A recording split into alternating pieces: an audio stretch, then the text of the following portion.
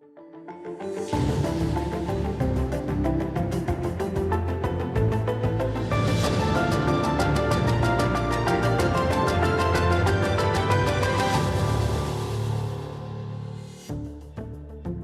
morning, everybody. Happy Tuesday. We have an amazing show for everybody today. We have Crystal. Indeed, we do. A lot of interesting political news breaking this morning. First of all, Republicans signaling increasing concerns about Trump being at the center of the midterm election. So we'll break all of that down for you. Also, the new developments in terms of the Mar-a-Lago raid and what's going on with the judge. All of that stuff we have for you as well. We also have a number of Republican candidates very concerned about where they stand on abortion. They said one thing during the primaries to make sure they secured the GOP nomination. Now that they're into the general election, they're deleting entire sections from their website, changing their tune, backpedaling, all of that as well. And at the same time, the House Republicans have kind of decided, you know, maybe we should run on an actual policy agenda. They brought out Newt Gingrich for an old consult on the whole contract with America. It's a little bit of a 90s throwback situation, so we'll break that down for you. We also have some big foreign policy news in terms of Ukraine is reportedly now launching that long-awaited counteroffensive. How is that going, and what does it mean for energy prices here, but in particular in Europe, where things are looking increasingly dire. At the same time, massive, deadly protests breaking out in Iraq, some 20 plus years since we, of course, invaded that country. The government is in complete freefall. They've been unable to form a government since sometime last year. So we've got all of that for you as well as a new guest on the show. Excited to talk to Freddie Brewster about the way that cryptocurrency billionaires are shaping our politics. Before we get to that, two things. First off, live show. Live show. Put it up there on the screen. Only a couple tickets left. As we said, we are in the currently final negotiation stages for the rest of the dates. So get ready, folks. This is the opening salvo. It's really exciting. It's kind of fun, Crystal, looking across the map and be like, should we go here? Should we go there? So all of that is in development. Come and join us. But number two, Crystal, go ahead. Yes, so we are hiring. Yes.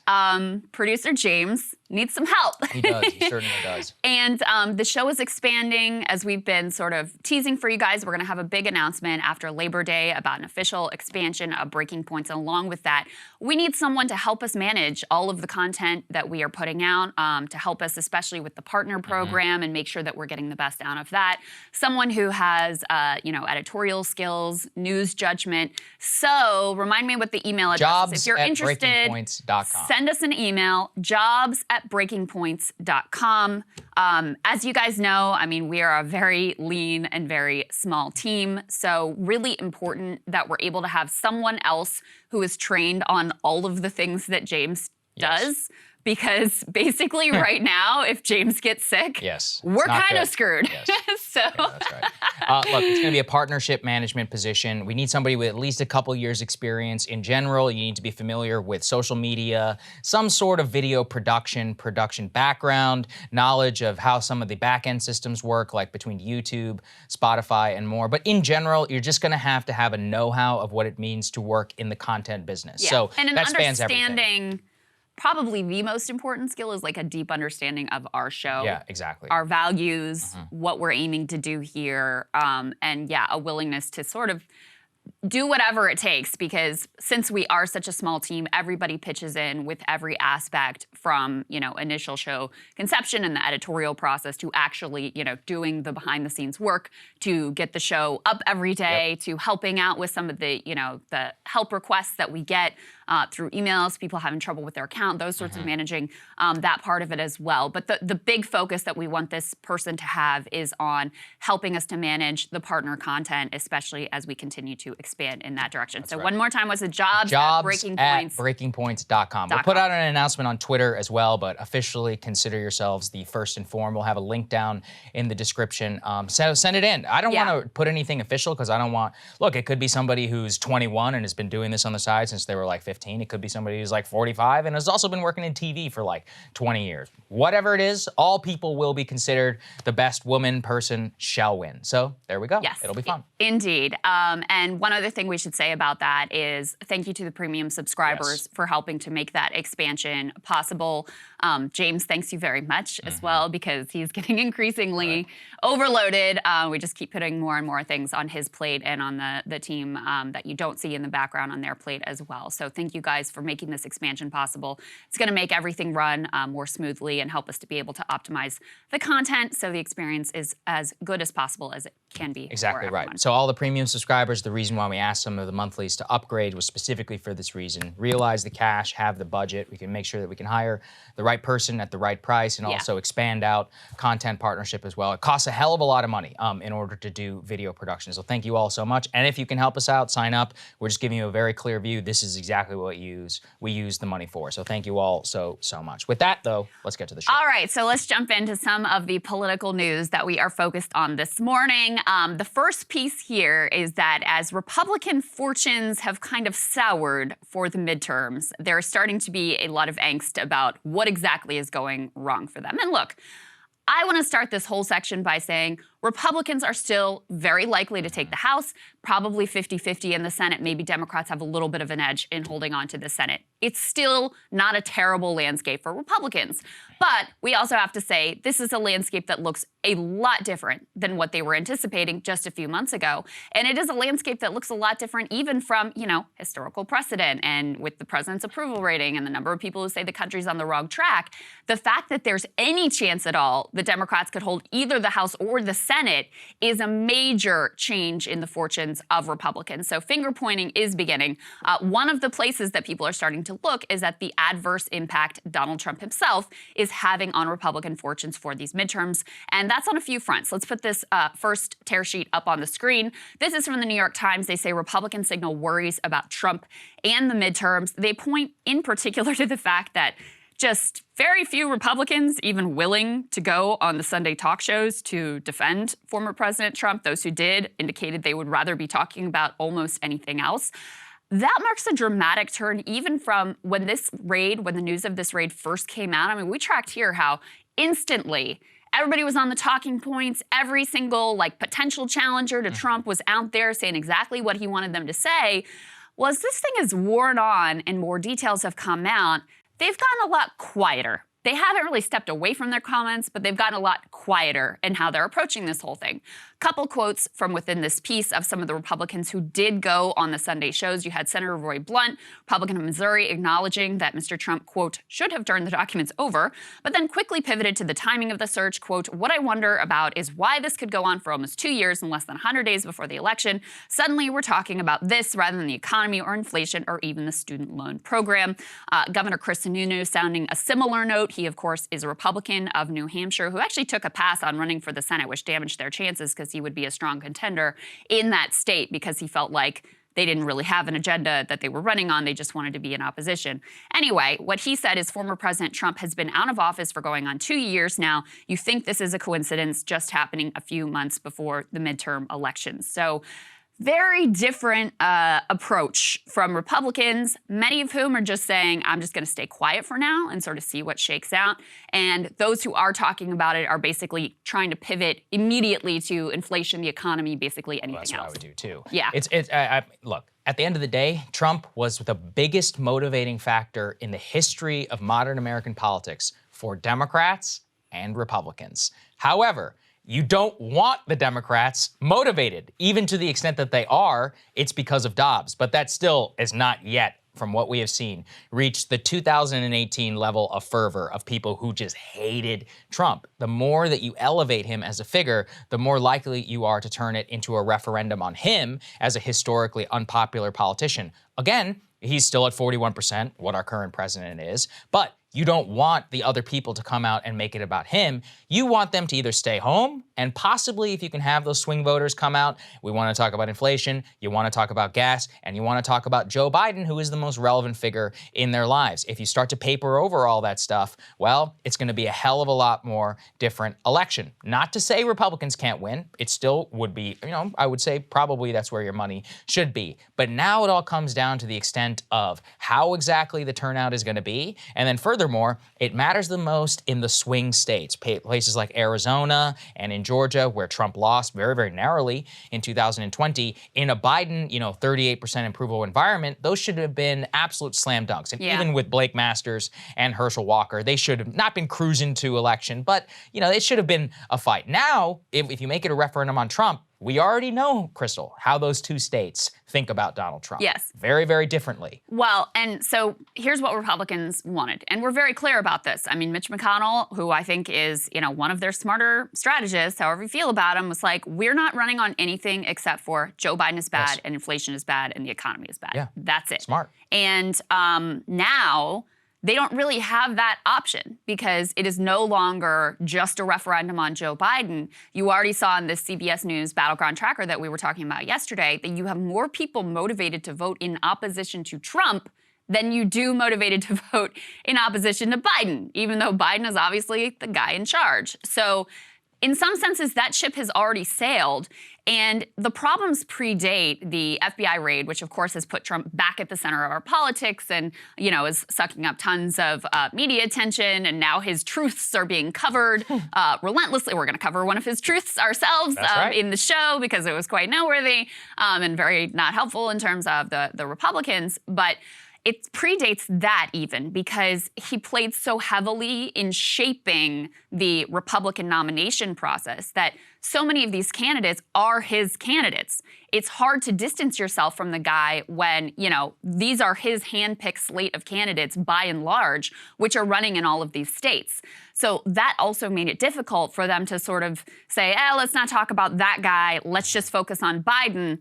Kind of hard to do that at this point. I think it's going to be very hard to put that genie back in the bottle. I mean, they are begging Trump to not announce his presidential run before the midterms, which he, I think, was kind of inclined to do because it is true that the raid has consolidated Republican support behind him, even as it has been a net negative for independents and, of course, a motivating factor for Democrats in terms of opposing him. But yeah, they are begging him to wait till after the midterms, telling him like, if it doesn't go well for Republicans, then you'll be blamed and that'll be so much of a problem.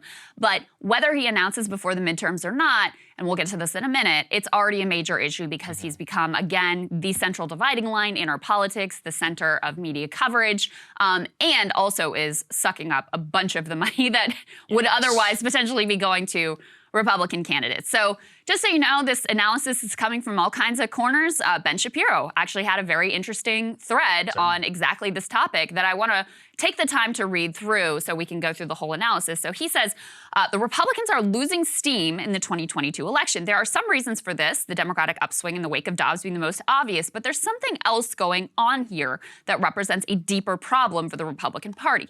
The GOP is miscalibrating the very nature of the American political scene right now based on a myth. In fact, the entirety of American politics is based on dueling versions of the same false mythology, the mythology of the emerging Democratic minority majority. So this is the ideal of like the coalition of the ascendant that you hear talked about a lot on the Democratic side. But he's saying, Republicans really buy into this myth as well and see it as a direct threat to them.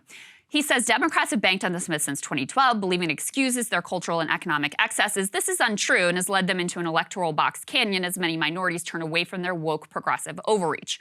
Meanwhile, Republicans have also banked on this to the extent that they believe only a magical person, and he puts like the little trademark, like Donald Trump, can defeat it. This means that when Trump is attacked, Republicans immediately return to making him the centerpiece of the conversation, and this harms them electorally, as every poll is now showing. Two things can be true at once. First, the FBI raid on Trump looks like a political hit, but second, the more Republicans talk about Trump, the worse they do electorally. Americans vote against things, not for them. If Republicans want Americans to vote against Biden, they have to campaign against him, not against the FBI or the deep state or on whether Trump had the right to have boxes of classified documents in his closet. There's a reason Democrats are eager to keep Trump at the center of the conversation. Half of independents say Trump is a major factor in their vote. They are breaking 4-1 for Democrats. Republicans should not play that game. If they do, they're cruising for a bruising. And then this last piece here, he says, Democrats, we don't want to talk about Biden, the economy, our perversion of the education system, or Afghanistan. Let's talk about Trump. Republicans, great idea. Let's talk about Trump. But why are Republicans losing momentum? A mystery wrapped in an enigma. So there you go. What do you think of that, Saagar? I think he's absolutely spot on, and it's correct. I do want to say it is definitely Ben Shapiro. Most of the Daily Wire crew have already made it known that they're all in on Ron DeSantis. So I think, to be fair, their ideology, they never really were like Trumpists in 2016. He was a Ted Cruz guy originally, right? He's more of a they call it true cons, like true conservative. These are guys like traditionally of the conservative movement, aligned more with like the WSJ editorial page, but better at content, frankly. More comfortable with Tea Party than with MAGA. Absolutely. I mean, that's the environment in which they came up in. So they never particularly liked Trump, and to the extent of Trump did anything populist, like they were not fans of it, right? So to them, an environment in which it's all culture war all the time, and then Republicans are much more slipping back into 2010 era economic dogma, that's a very good environment for them. That's ideologically kind of where they fit, and that's the natural preference of the state of politics. But he is not incorrect, which is that the current, even true con critique of the economy of inflation was landing. Why? Because inflation is very high. I mean, it's very difficult in order to tell people about supply chains when government spending is a much easier and convenient explanation that has been baked into the way that a lot of people look at politics. So that was definitely landing. And more than that, what Shapiro does correctly into it is that in the last 30 years, especially the last 10 years in American politics, people do vote against. That's simply what it is. A vote for Trump in 2016 was a vote against the status quo, against Hillary Clinton. This is lesser evil politics. It always has been. A vote for Joe Biden, frankly, was basically the same thing. More than 2/3 of the people who supported Joe Biden said that it was a vote not for Biden, but against Donald Trump specifically. And even those who are voting against Trump are voting against the tides of cultural leftism. So he's not wrong, which is that Republicans really were at this ascendant position, let's say 3 months ago, because inflation was very high. They were critiquing this, central part of American life, which was going wrong. It was a leaderless, rudderless phenomenon, which actually makes it better because you can't have a flashpoint on one person like Trump or Ron DeSantis. The flashpoint itself was Joe Biden, who kind of became the Brandon figure of which all of our problems get coalesced around. But when you put him up against somebody else who is similarly unpopular, then it just throws a major mix into things. And Ben is not wrong, I think, that by elevating Trump, you do dramatically, not minimize, but you make it 50-50 when it should be 75-25 on the Senate. You make a 20 House gain seat what should be a 45 or a 50. And so I think that his analysis is pretty spot on from a political point of view, even though I understand why it's very convenient kind of for his ideology. It's also convenient because obviously he's very, very pro-life. So downplaying the importance of the Dobbs decision is also ideologically convenient for him. And we really can't downplay how important that there's just no denying that was the turning point. But is it the only factor? No. I mean, we've continued to see sort of Democratic gains even post-Dobbs. Now that we're a little while out from Dobbs, we continue to see Democrats solidifying their positions in the polls, improving on the generic ballot. We certainly see Biden's approval rating going up, which is a really important predictor of how Democrats are ultimately going to perform. And part of that, I think, is Biden getting a little bit of momentum back, having some legislative wins, seeming like he's, kind of got his mojo and Dark Brandon Rising and all that stuff. And part of it, I do think, is Trump is very unhelpful to them. As much as he is motivating for the base and they love him, they already were ready to go to vote Republican in the midterms. Yeah. And so it reminds me of when Emmanuel Macron in France won re-election, and he had a 36% or something approval rating, and Ron Klain, Biden's chief of staff, tweeted that out and said, oh, that's interesting. How did that work out? Yes. That's basically their plan is, listen, you may not be in love with us, but look at who the alternative is. And Republicans are sort of going out of their way to remind American voters who the alternative is and what this, sort of reinserting that dividing line, which is not great for them in the midterms and led them to massive midterm defeat back in 2018. Again, doesn't mean it's going to look the same this time, but there's no doubt that their fortunes are flagging. The other part of this, which I referenced earlier, but worth breaking some of the numbers down, is Trump, because the Republican Party is all about him, he sucks up not only all of the attention and gets his nominees pushed through, but he also sucks up so much of the money. Go ahead and put this piece up on the screen here. The numbers: Trump's Save America PAC raised over $103 million between the insurrection to July of this year. That's 9 figures. His MAGA PAC has piled on an additional $16 million, and those numbers were reported before the August raid of Mar-a-Lago. Trump's team claims they've been getting $1 million per day in donations after that raid. Put together, the former president's political action committees have sucked up somewhere in the neighborhood of $125 million of Republican donor money. And so now, as they head down the stretch, and a lot of their candidates are right now down in the polls in key swing states, they do not have the money to be able to compete in the way that they should have been. Now, listen, do I think that Republican billionaires are probably going to ride to the rescue? Yes, but this makes it a lot more difficult, and it also the drying up of the grassroots online fundraising in particular is a problem for these candidates, because then they're just really reliant on, you see Blake Masters like basically begging Mitch McConnell to come in and save him, which McConnell has basically said, screw you at this point. Said no. But yeah, they're basically dependent on like Mitch McConnell or the Republican elites to kind of ride to their rescue and come in with multi-million-dollar ad buys. Yeah, I think it's going to be a huge problem. I mean, this has always been the issue with Trump, which is he sucks up all the money. And actually, this is why you'll remember this. Remember during the 2020 campaign, the RNC and the Trump campaign had like a mutual finance agreement in which their cash was shared. And the reason why is the RNC needed access to Trump's fundraising dollars. He is the single fundraising behemoth. He raises money like nobody else. He's raising $1 million a day after the FBI raid, and no other candidate can come close. The other issue is that he doesn't spend money on behalf of people unless their name ends with Trump. Yeah. And so, was that story recently about how like he donated a bunch of this money to to the National Archives, Portrait Museum or something? Portrait Gallery, that's right. In order to create portraits of him and Melania. Like that's part of what this money is going towards. Well, yeah. Well, hopefully they can do a better job than the Obama portrait. I freaking hate that. That has nothing to do with Obama. I just genuinely hate that portrait. Check out the Portrait Gallery if you're ever here in Washington, D.C. Beautiful building. But again, the issue continues to be that Trump's interests are not aligned with the national GOP. And that's been the case for some time.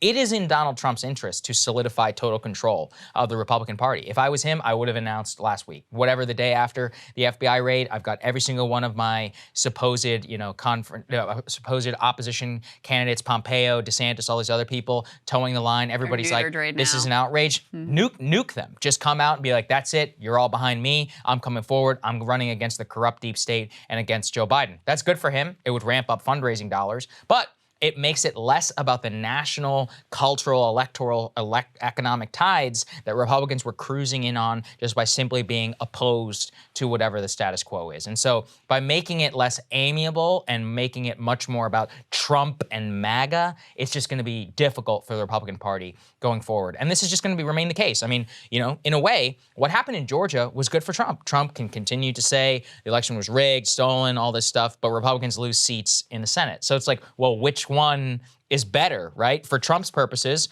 probably the fact that there were Democrats in control of the Senate. For the Republicans, well, it was kind of a catastrophe. And basically it allowed Joe Biden to pass all of these pieces of legislation. And I just think that dual track will remain the case until the day Donald Trump dies, whether he is running for re-election or not. He is the single most important figure in the Republican Party. It certainly looks that way. And again, we mentioned before, his truths are getting covered a lot more. I think he said this morning he was retweeting a QAnon drop. That's what they're called. It's great. That's the parlance. Q drop. Great stuff from our former president. But this got a lot of attention. Go ahead and put this up on the screen. So he said, so now it comes down conclusively that the FBI buried the Hunter Biden laptop story before the election, all caps, knowing that if they didn't, Trump would have easily won the 2020 presidential election. Okay. This is massive fraud and election interference at a level never seen before in our country. Remedy. You ready for this one? Declare the rightful winner, or, and this would be the minimal solution, declare the 2020 election irreparably compromised and have a new election immediately. What do you think about that one, Saagar? See, I always think it's important. Again, I'm just going to call out once again Josh Hawley, many of my other friends here in Washington who kind of play footsie they play footsie with Stop the Steal. They're like, well, you don't understand. Like, he's not saying the election was rigged. He's not saying the election was stolen. This is specifically about mail-in balloting or the lack of voter ID. Or media bias, big or, tech bias. Zuckbucks, as in like Zuckerberg, algorithmically, which, what did we cover yesterday? We said it was outrageous. Does it constitute like literal, changing the election? I mean, I don't know, maybe in a legal sense, but if you want to make it illegal, then pass a bill. Oh, wait, Republicans have been the ones who are blocking anything going after big tech on the FCC. Interesting, how that works. Great point. Anyway, the point that I'm making is that he believes it. And whenever you play footsie with this stuff, You have to just buy it all in. Marjorie Taylor Greene and Matt Gaetz and all of them, they are willing to just be like, yeah, the election was straight up rigged. It was straight up stolen. No, my particular election, there was nothing going on with Georgia voter fraud at Marjorie Taylor Greene's district. But, on the national level, absolutely. That's what happened. Yes. And you point to specifics and they're like, oh, they use the word audit a lot, right? They're like, oh, did you watch the audit? Did you watch this edited YouTube video? By the way, just so everybody knows, the 2000 Mules book by Dinesh D'Souza just was issued a full recall from Barnes & Noble and everybody else just yesterday. The news came out. I wonder if maybe some of the claims in there were opening them up to legal liability. By the way, that doesn't come from Barnes & Noble. That came directly from the publisher. Exactly. Which is like a right-wing outfit. Yes. So the publisher was like, we got some trouble here. It wasn't like liberal Barnes & Noble or whatever. The wokesters of Barnes & Noble or whatever. Thank you for heading that off, because I didn't even consider that the low IQ response. That would be what people would assume. But, listen, this is what he believes. He believes the election was stolen. He believes it should be overturned. He believes he should be immediately reinstated as president like a dictator. He's saying she should declare the rightful winner. And you'll recall also that everybody attacked Mo Brooks because Mo Brooks said that he would not commit to overturning immediately the election. And that's what Trump accused him of, quote, going woke for. So I just think it's important that we understand at a very visceral level what riding with Trump throughout all of this means. Yes. It doesn't mean voter ballots. He doesn't mean Pennsylvania election law. He doesn't even care about the Georgia voting law. He doesn't care about voter ID. Even if there are merits to any of these laws or policies, he only cares if you are willing to say that the election was straight up illegitimate and should be reversed overnight. And go down every rabbit hole. Today he's talking about, Facebook and the FBI or whatever, but he will go down any rabbit hole of conspiracy to justify that he is the rightful president. I mean, you see this too, and this goes back to our sort of general view that the Ron DeSantis being able to defeat Trump in a primary is foolish wish casting by DC types. He's doing the same thing in Florida. He had this voter fraud. He made a big deal of we've arrested these 20 people, et cetera, et cetera. Well, who were they? They were, in Florida, they passed a ballot initiative saying that convicted felons should have their voting rights restored. The voters wanted that. They backed it. Republicans came in and put all these provisions on it. You got to pay these fines and court fees, which are very hard to figure out. Well, it turned out a lot of these people, they had actually been told that their rights had been restored. They had a voter registration card sent to them that they filled out and turned in, and thought that they were genuinely able. This was not some conspiracy to rig the election with 20 people for Donald Trump. Not that he needed the help in Florida anyway. He won just fine on his own. But again, this is their attempt to sort of dabble in some legitimate version of this.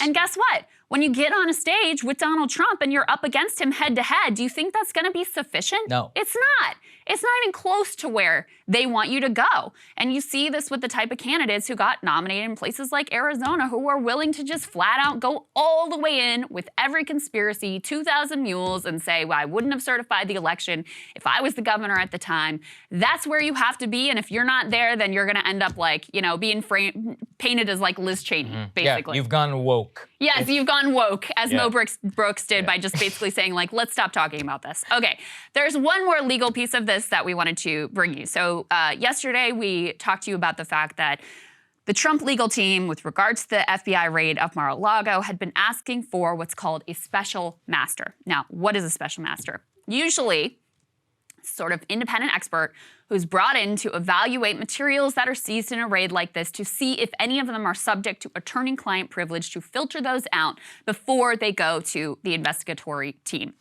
So in this case, and these have been used with Michael Cohen, there was a special master. Rudy Giuliani, in one of his things, there was a special master, so this is not unusual. What is different about the Trump team request for a special master is, number one, they aren't really focused on attorney-client privilege. What they're focused on is so-called executive privilege, that they have a legal theory believing that Trump can assert over some of these documents as a former president, even though this is a very contested sort of ground in terms of legal theory. So their request for a special master is a little bit different. Anyway, this judge, who happened to have been appointed by Trump, looked like she was going in the direction. She issued a preliminary order saying, I think I'm going to side with the Trump team on this, and I think I'm going to appoint a special master. That hearing, where we'll get the official decision, I believe, is today. One of the things that we posited yesterday is you know, they got these documents a while ago, so the investigatory team has probably already gone through everything. We're talking about this was weeks ago that this happened, and sure enough, let's go ahead and put this up on the screen. This tweet says Trump's Mar-a-Lago documents already have been examined by the filter team at the Justice Department. That's what the government is telling the judge. Officials say the attorney-client privilege review was completed even before the judge's weekend ruling suggesting a special master might be appointed. So the basic idea here is the government is saying, y'all, we already went through these documents. Yes. It's kind of too late. Like, you may want to appoint this person and filter out these documents or those documents, but you're too late. We've already done this. And even in her preliminary order over the weekend, she didn't tell the government stop going through the documents. She just said, I might rule, you know, in favor of this on the Trump side. So that's ultimately where we are. Now, one thing to point out here is, again, the government is saying we filtered these out for attorney-client privilege, and what the Trump team is concerned about is executive privilege. So you sort of have them talking past each other, but the fact remains that it looks like the sort of special master conversation is a little bit moot at this point. It's a bit moot. However, what they say is that the appointment of the master itself would actually slow the pace of the current litigation, which apparently the game plan is to run out the clock on congressional oversight, and that by instituting this, kind of gum up the works either ahead of the midterm elections or even they want to muddy the waters. Yeah, it's a muddying That's the water stakes. We talked about this with Bradley Moss yesterday, and all the current reporting indicates this, which is the Trump team is really just scrambling around. They're trying to find a legal defense that would actually work in court. And as we said, you know, inserting political pressure, slowing down things, and making it as hot as possible for as long, and kind of turning it back into a Mueller or Russiagate type level event, which just drags on and becomes like a national scandal. Kind of like the Hillary emails. I mean, how long did that last? That was over a year. That was a long. It was a long time, having lived through that one. Way too long that we all learned about, you know, servers in the basement and acid wash. I could still recite like every chain of event on those things. Anyway, I acid washed my brain. I should acid wash my brain. I already did that for Benghazi. At least that has been washed out so far. The point is that by gumming up the works, pointing and pushing things in a further direction and dragging on the legal process, it increases the likelihood that he might be able to, quote unquote, wriggle his way out of this one. I still personally think that's probably going to happen somehow, some way, where the way things will ultimately end up with the DOJ. But I do think it is still, you know, it's probably still a quote unquote victory for the Trump team, because if you can delay things by a couple of months, that's a couple of months more of maneuver time, which we saw work to his benefit in the Mueller investigation and further. And it also just throws this like complicated legal issue of executive privilege into the conversation, something else for people to sort of like debate, and where the Trump people feel like they have at least somewhat of a leg to stand on. Now, it's a bit of a distraction from the core issues here of why he had these documents, why he refused to give them back, the level of classification, how sensitive they are. All of those things are really the core issue, and potential obstruction, which is the thing that Bradley was talking about yesterday, which he found to be very significant in what we learned from the affidavit. But it, again, allows them to sort of confuse the conversation and get into these complicated legal discussions about executive privilege. And, you know, and it also sort of brings Biden into this thing by saying like, oh, he's blocking our ability to assert executive privilege, which has been the other strategy that they've been attempting, is to somehow, you know, bring Biden into this in order to paint it as just a political hit job coming directly from Joe Biden. Yes, so correct. That's the latest of where those things stand. All right, another specific issue that we've been taking a look at, and that is proving to be very problematic for Republicans, is their positions on abortion. Now, the pro-life, the like very extreme pro-life part of the GOP coalition is not a majority of the voters, but they're very influential. And so a lot of Republican candidates in their primaries took very extreme and really unequivocal positions on abortion. Perfect case in point is Blake Masters. He is the Republican nominee in Arizona for Senate, and he has been caught now changing his website to really moderate his views on the issue of abortion, as, you know, Dobbs has made this issue really central and has become a big problem for Republicans in places like Arizona. So let's go ahead and put this up on the screen.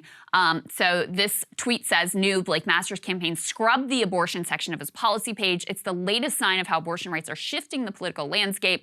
They've got screenshots here, shots here of the before and after.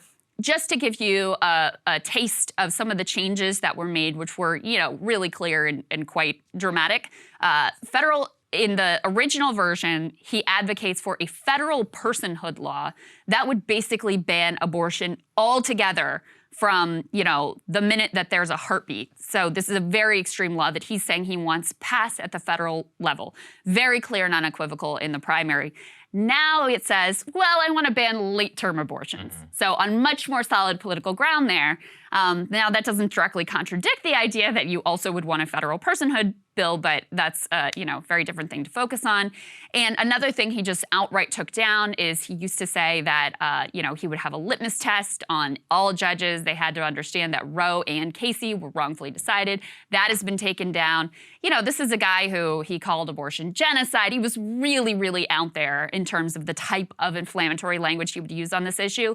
And that has all now been dramatically moderated in terms of his website. Well, stripping it off of his website, in a way, is just such a stupid move because you only draw even more attention to it. And now the Kelly campaign is actually just smacking him over the head even more. They're like, look, he realizes that it's so bad that we're going to continue attacking him. And Blake is trying to change the message with his new ad. Just take a listen on how he's trying to spin it. Most people support common sense regulation around abortion. But Mark Kelly votes for the most extreme abortion laws in the world. We're talking no limits up until birth. Think about how crazy that is. That's more extreme than Western Europe. It's way more extreme than what Arizonans want. Look, I support a ban on very late-term and partial birth abortion. And most Americans agree with that.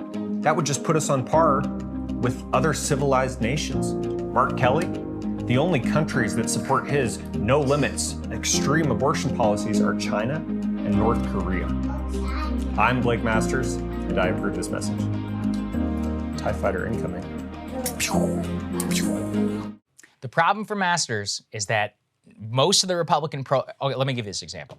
If I had come out 6 months ago and said, Roe versus Wade, I don't know, I support European-style abortion law, which is 15 weeks, pretty much universal, there's no way they would have called me pro-life. Right. That's not what being pro-life means. Right. Being pro-life means you're opposed in all circumstances. Yeah, which is like, listen, I actually, by the way, do support European-style abortion law. 70-some% of the American people does as well. That's like, I think it's like 76, which is a 15-week ban. Okay, fine, whatever. That seems pretty reasonable. And yet, though, they have to now defend every extreme case of the 10-year-old and others instead of being defenders of a much more popular status quo. And again, this is all American politics is which side seems like they're the most extreme. For a while in abortion politics, again, for a while, I would say like 3 years, it was a lot of the cultural left figures were, coalescing around late-term abortion, and I was proud of an abortion,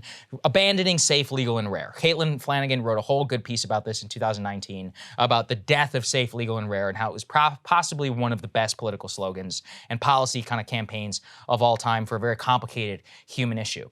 Well, now, though, it seems that the Democrats, by just trying to defend a Roe status quo, are on the side of more of a safe, legal, and rare rather than the most extreme. And then the Republicans are the ones who have to defend all this other stuff. And when he came out and said not only, quote, I'm 100% pro-life, but after the reversal of Roe versus Wade and Dobbs, what he said is that he's like, I think I would go further than that, basically intimating that he would support a complete ban and, even the personhood legislation. Now he opens himself up to the point where he has to be like, no. I'm a defender of the European status quo. First of all, that's a complete flip-flop. And once again, having known, I know a lot of people who are pro-life, they would not call you pro-life if you actually support that position. They would say, yeah, it's better on balance, but it's not a quote-unquote pro-life position. So they're in a real, look, I mean, it's a problem of their own making. Well, and I mean, there's a lot to say about this. First of all of these people are trying to be like, they took me out of context. It's like, you literally had on your website that you want a federal personhood law, which is effectively a national ban on abortion. How is that taking you out of context? They're not lying about you. They're just literally saying what your position was on in the primary and repeating some of the things that you yourself said. So that's number one. Number two, I mean, it's very revealing that they felt the need to go up with a very limited campaign funds that they have, by the way, especially since the Senate Leadership Fund is hanging him out to dry, to go up with this ad trying to push back because they very clearly see this as a real problem for them and a real issue, and trying to reframe the debate. Because, yeah, this was firmer ground for Republicans. Back when the question was about late-term abortion and how does that all work out, that's very difficult ground for Democrats.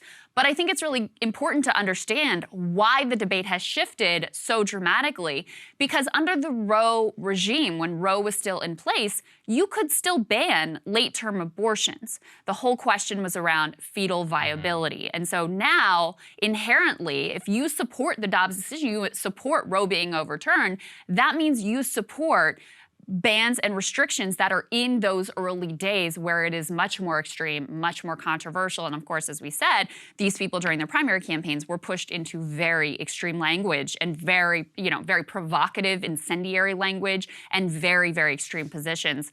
A good sort of test case of whether it's going to work for Blake Masters and other candidates to try to now moderate their positions is the special election that we just had in New York, where a lot of the conversation was around abortion. The Republican who was running there, Molinaro, he actually was more of a moderate on abortion and did not have this kind of extreme language in terms of his past and in terms of his history. Didn't matter because the whole party now has been, painted with this brush of extremism. And so this ended up being a big problem for him in that race. There's a couple other little tidbits here that are kind of interesting. So first of all, Masters' team is leaking to the press that he himself edits his own website. So it's not like this was some... It's honestly worse. You should just blame a staffer. Exactly. Yeah. So it's not like it was some consultant who just came in and did this and tried to massage it. Apparently his staff, and this is also tells you his staff must hate him, his staff leaked to the press that he himself changes the language, which is funny. And then the other piece that's also revealing is, put this next one up on the screen, this is another dude who... Yes, another Republican. Yeah, this is another Republican congressional candidate who removed his entire values section of his campaign website because it had his anti-abortion positions on it, which is hilarious. But put the next one up on the screen. So Masters apparently has excluded his campaign website from the Internet Archive's Wayback Machine. So his campaign is explicitly instructing web crawlers and robots to skip the site altogether. So they're trying not to get caught on that one. And then the other thing, there are a bunch of candidates who are in the same boat. There's the dude who deleted his whole value section. There's this other dude who's running in Iowa who said all abortion should be illegal. Now he's published an op-ed saying I support exceptions. You've got a Minnesota Republican gubernatorial nominee who was asked about abortion during his primary. He said he would try to ban abortion as governor. Now he's saying he supports various exceptions. So a lot of backtracking, a lot of trying to moderate the position, scrub the websites, all of those things. And this all comes at a time when things are not going particularly well for Masters from the sort of monetary standpoint. We covered before how he was basically begging Mitch McConnell, who he was very critical of during the primary and said he wasn't going to vote for him for leadership, to come in with his Senate Leadership Fund money and rescue him. Let's go ahead and put this up on the screen. McConnell's not so much. The Senate Republicans' primary super PAC is canceling nearly $10 million in Arizona and Alaska ad reservations. So in Alaska, they feel confident Murkowski's in good position. So that's why they're pulling the money there. In Arizona, apparently they've decided that they've got a better shot in taking Georgia and or Nevada than they do of taking Arizona. So they are kind of hanging Blake Masters out to dry. And to be honest with you, they're kind of direct about it in this piece. Senate Leadership Fund President Stephen Law told them, "We're leaving the door wide open in Arizona, but we want to move additional resources to other offensive opportunities that have become increasingly competitive, as well as an unexpected expense in Ohio, where they're having to shore up J.D. Vance with tens of millions of dollars in order to overcome a tougher than expected challenge from Tim Ryan." Yeah, I mean, I'm reading this and also even looking at the polls. So remember, Trafalgar, one of the most Republican pollsters that is out there. Here's how they rate Arizona. This just came out last night. Mark Kelly at 48 and Blake Masters at 44. That doesn't mean it's an completely runaway campaign by Mark Kelly. Blake Masters certainly has a shot, but this is where some of his trifling with Mitch McConnell and the Senate Leadership Fund is a real problem.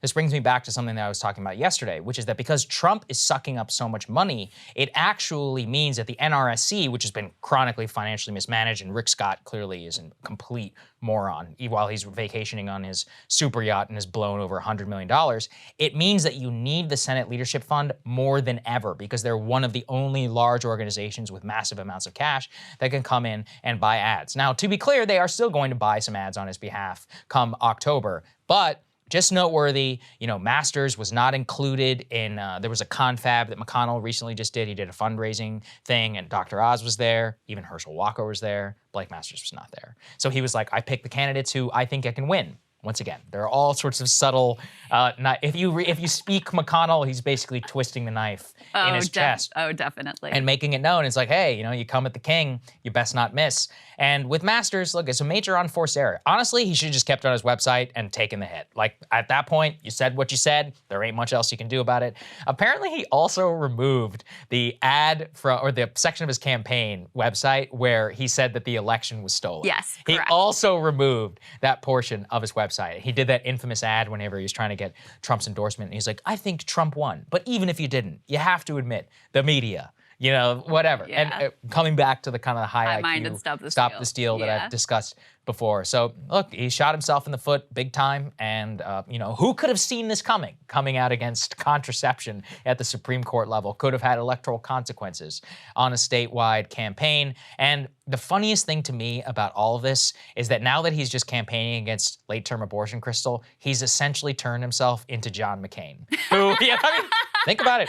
The senator from Arizona, McCain got hammered in 2008 for not being 100% pro-life. And he's like, well, I'm against late-term abortion. It's like, well, now you have become, Now you are you have there. become That's McCain. funny. It is no Yeah. longer Crenshaw. It is, you are watching in his footsteps. He also has the issue of he's one who's flirted with privatizing Social Security, and there are a lot of old people which in they are Arizona. smacking him Yeah, across the. so- I'm glad you brought that up because I Yeah. forgot about that. Yeah, Which is that 'cause- he actually still stands by that, which is insane. He As should- much as the abortion stuff is a Right. problem for him, like in Arizona, yeah, you know how many old this is an people live in issue. Arizona? Right, It's exactly. like, what are you This is doing? also a very big Yeah. issue that, he is dramatically on the wrong side of. And I do want to point out, Mark Kelly, whatever you think of him, he's more of a sort of centrist corporatist figure than my ideology, but he's got a good profile in the state. He's a solid candidate and isn't particularly polarizing or divisive. He's a hero. So, He's yeah. married to Gabby Giffords. Giffords. And so they are able, since his bio is well established in the state,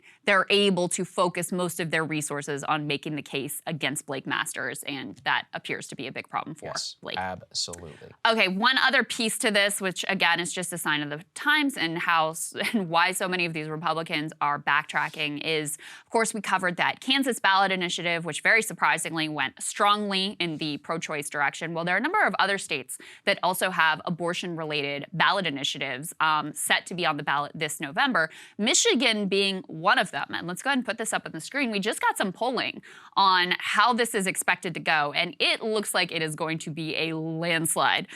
This is from Daniel Nashanian, who great editor-in-chief of Bolts Magazine, really useful website that I highly recommend. So he says a huge poll lead for abortion rights in Michigan, 67%. Plan to support the ballot initiative to enshrine abortion rights in the state constitution versus just 24% who are against. This would effectively sideline the state's pre-Roe abortion ban that looms large in the state. He goes on to say 70% of independents and 81% of voters under the age of 34 are saying yes in the poll. So, Michigan, obviously the quintessential swing state at this point. There are some key races on the ballot, including Governor Gretchen Whitmer, who, Republicans had previously been very hopeful that they'd been able to defeat. Having this abortion ballot initiative on the ballot, first of all, I think helps to drive out turnout on the Democratic side, but also just, again, a sign of how out of step Republicans are. Even with when you're getting 67%, you're talking about you got a sizable chunk of Republicans who are planning to vote yes on this initiative. Well, and look, we'll see what the final vote tally is, but just a reminder, which is that one of the people that we showed you before was specifically a Michigan Republican. And listen, Michigan is a state which Donald Trump won in 2016 2016, I want to say by what, 10,000 votes? And he didn't lose it by all that much in 2020. So what happened, folks? Well, it's just kind of like minimum wage in Florida. When you decouple this away from the traditional party lines, it turns out there's a hell of a lot of crossover appeal. And as I have said literally ad nauseum, at least 1/3 of the people who voted for Donald Trump are themselves pro-choice. And if you put it in this stark language and you make it kind of an up or down thing and remove it from party politics, then you're going to find out that even in quote unquote swing states, like actual 50-50, the margin is somewhere like 2/3 to almost 75%. Again, we will see what the actual vote total is. But given what happened in Kansas, which is what, R plus 15, I want to say, what does that indicate? From what I read, if you extrapolate the Kansas results in terms of what it means on the electoral results for the whole country, it would mean 40 out of 50 states in the nation would side with the Kansas view of the law, as in making it so that you cannot have an outright ban. As to what the eventual time frame was, heartbeat bill at 6 weeks, 15 weeks, whatever. That always, of course, remains to be seen. But if that's the case, that is not exactly what a lot of the pro-life people said what America was going to look like. And it turns out that a lot of Republicans actually don't even agree with them in terms of the outright ban. It's a problem for them at the governor's race level. Huge problem. Because, Gretchen Whitmer, her approval rating was not that bad, but she obviously came under a lot of fire and really became quite a sort of lightning rod figure during the COVID pandemic for having relatively stringent COVID policies. The Republicans nominated the supposedly more moderate figure in Tudor Dixon, who's like a sort of conservative media personality. She was picked by Mike Pence, so. Mike Pence, Betsy DeVos came in heavy for. The DeVosses are big political players in that state. They're sort of the political players in that state. Trump eventually, because it looked like she was gonna win, he eventually decides to endorse as well. So, but she has, continued to reiterate very extreme positions on abortion. She recently got asked about like a child victim of incest and rape and wouldn't back down from the idea that yes, this child should be forced to have the baby. So if you don't think that that's going to show up in some ads here, if it hasn't already, then you are sadly mistaken. And just having this initiative on the ballot will help to center that issue and make it a really important part of this election come the fall. Yeah, absolutely. So that's where those things stand. Let's talk about the GOP. So as you said, Mitch McConnell is doing something he didn't want to do, which is talk about what they may do if they were to take power. So let's go ahead and put this up there on the screen, which is that McConnell is now saying that a U.S. recession is likely, and that he's vowing that the GOP will curb Biden's spending. So what he's saying is he's basically framing things as Democratic spending is responsible for inflation and now pitching the GOP as a check on Biden if they are to win the House and the Senate. Now, the reason that I think that this is important, Crystal, is that for some reason he actually felt the need to have to come forward and give a little bit more detail. Now, we already knew that this is what it was going to be, but it does show to me that just simply saying but inflation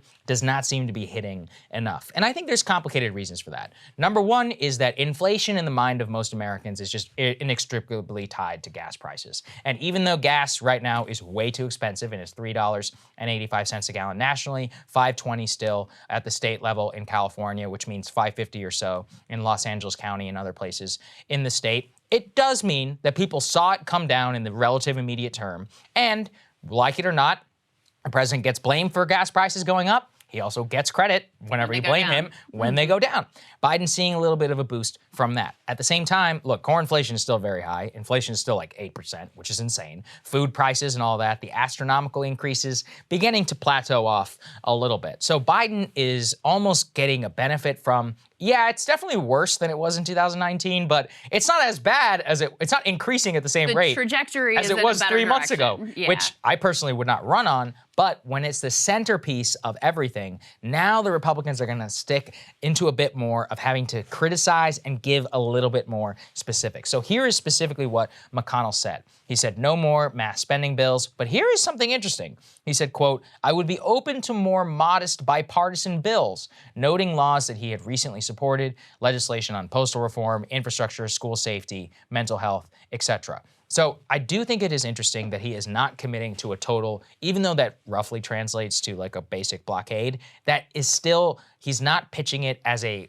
complete and total like dead stop in the Senate. In the same way, we should recall how Mitch McConnell talked about Barack Obama the day after Obama gets elected, something like that. It's an apocryphal story that Obama always tells. He's like, McConnell would always come out and say, our number one goal is to make sure I don't get reelected, which he did say that. And that is basically the goal from the Senate. Didn't work out, did it? And they committed. They're like, no, we're not only not going to work with you, we're going to try and tank your presidency and make America such chaos that we win the election, which did work in 2010, to their credit. So the point is, though, that they feel the need to color in the lines a bit more as the national environment changes. Joe Biden hits a one-year approval high, and if trends continue, he's exactly on the same upswing, headed right into November, which is exactly where you want to be. Frankly, through no real action of his own, except for some machinations by Chuck Schumer and by Joe Manchin. Yeah. But I guess let's put that aside. Yeah. At the same time, the House GOP also feeling the screws. Let's put this up there. This actually is even more important because this is probably the place where you're most likely to actually see a Republican win.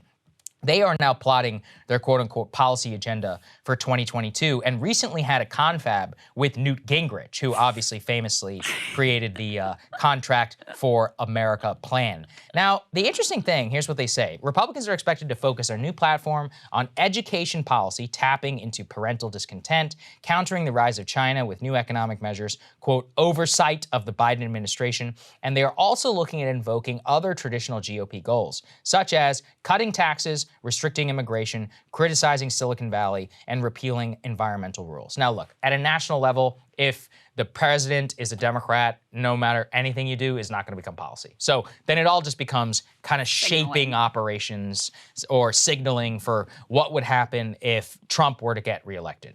These shaping operations you should pay attention to because a lot of them were used to pass the Tax Cuts and Jobs Act in 2017 and also were used, if John McCain hadn't put his thumb down, like Obamacare also would have been repealed, essentially with a law that was developed under Paul Ryan. So that's why we should pay attention. However, what I'm really getting here from this, though, is that McCarthy is in a real bind. Originally, they were pointing and trying to do things more populist, like they had talked about the stock ban. They haven't talked about that in quite a long time. And in fact, you have John Fetterman now running ads against that, but it kind of disappeared from the lexicon of McCarthy. The other issue that McCarthy has is he basically probably cannot commit to any even effort at government spending or action, even on big tech, because he's got the Freedom Caucus who are inside and are likely to have a tremendous amount of power. They could make his life a living hell, and they could even deny him the speakership, Crystal. So there's a lot of machinations happening at the top level as Biden's poll numbers start to take off. I laughed so hard reading this 94 throwback agenda. They literally say that they want to, okay, let me read this part of it because this was really hilarious to me. Gingrich said he's hopeful the GOP will incorporate a balanced budget amendment alongside conservative policy goal that would require numerous cuts to federal spending programs.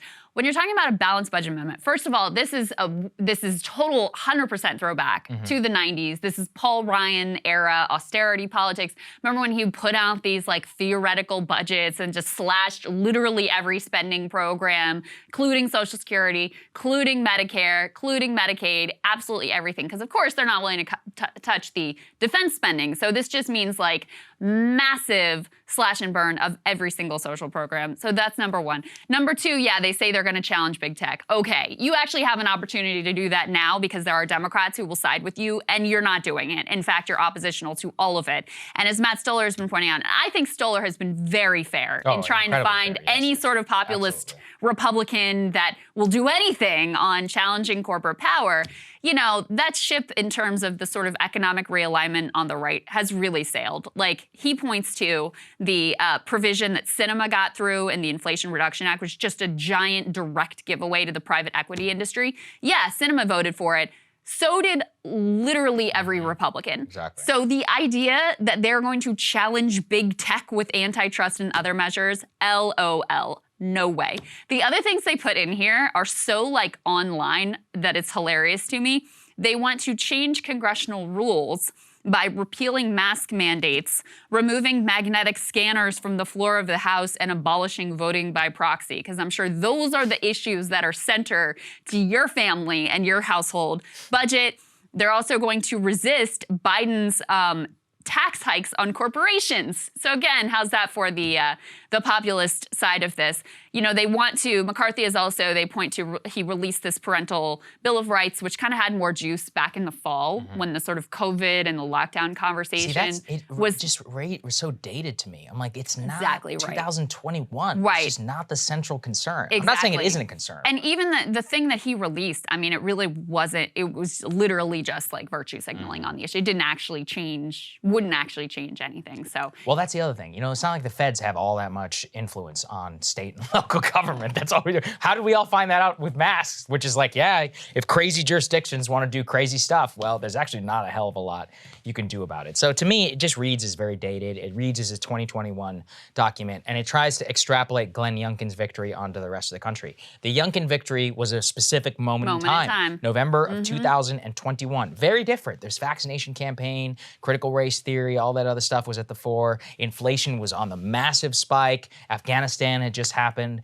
It's just a completely different national environment. I mean, now we're almost, 10 months or so removed from that, and the country's changed. The Ukraine war, obviously, you know, at the height of inflation was really bad for Biden, and now when things start to go down, people kind of, you know, it's still on the front page of the New York Times, but it's not like people care all that much anymore. And you see the gas price go down, you see the plateau happen with inflation, and overall, it's a challenging thing because they just don't know what to do. Yeah. And as we already discussed in the Trump block, they also have this Trump behemoth shadowing over them at the same time. Yeah. It's a tough spot for them. I'm not saying I feel all that bad, though. All right, let's move on. Let's talk about Ukraine. So important news out of Ukraine on a couple of fronts. Number one is the actual front line. So let's start with that. Now, Ukraine, and let's put this on the screen, is claiming that breakthroughs have been made against the Russian forces in their southern offensive and officially have launched what they say is the southern offensive to retake the strategic city of Kherson, which was occupied by the Russian forces earlier in the war. Kherson has now become a flashpoint and a symbol of the Ukrainian military for wanting to retake it. It has major strategic importance both to the Russians and to the Ukrainians, and it's access to more strategic areas where Ukraine should be able or wants to be able to continue to export goods, have supply lines and more, and also would be a front line if they were to ever continue to move on to Crimea. It's in the very southernmost part of the country. So anyway, this is going to be a major flashpoint going forward. In terms of the actual operations and more, I have not been able to find a lot of information about the actual strategic success in what is happening. Now, the way that the Ukraine is saying is that this is the beginning of the offensive. However, the way that the Western press is interpreting what's actually happening on the ground, Crystal, and again, look, we're not in Ukraine. It's difficult to say. They say Ukraine steps up strikes in the south. So they are casting, the Ukrainian government, the beginning of more strikes on the south as the beginning of the offensive. That certainly would be. However, we also need to see the movement of actual troops on the ground and the movement of the front line. Now, so here's what they say. The Ukrainian military is pounding targets across southern Ukraine as they seek to disrupt Russian supply lines, degrade Russia's combat capabilities, and isolate Russian forces. Part of what analysts said could be the beginnings of a broad and a coordinated counteroffensive.